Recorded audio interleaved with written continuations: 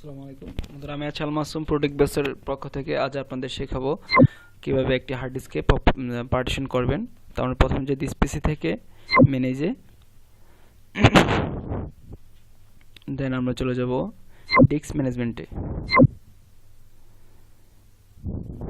তো এখান থেকে আমরা আসলে যে ফাইল থেকে আমরা পার্টিশন করতে চাচ্ছি সেই ফাইলটাকে আমরা সিলেক্ট করবো। এখানে আছে ডিস্ক ওয়ান থেকে এখানে আছে 681.39 জিবি। তো এটা থেকে আমি পার্টিশন করব 100 জিবির একটি চাইতেছে, আমার 100 জিবির একটা পার্টিশন দরকার।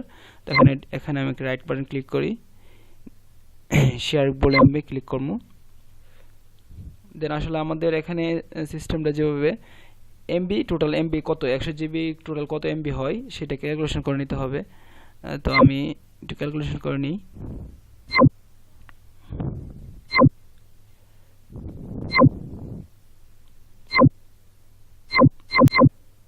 100 জিবি ইন্টু 1024, আমরা ক্লিক করি 1,02,400 এমবি,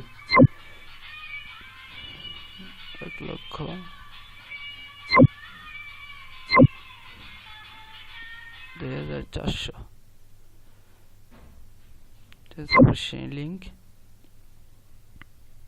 হয়ে গেছে। দেন এটাতে রাইট বাটন ক্লিক করে নিউ ভলিউম, তারপর next.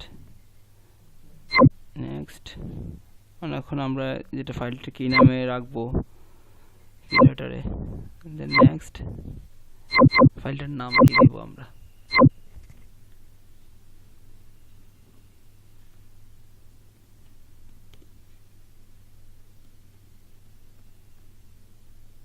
Personal activity, then next, finish.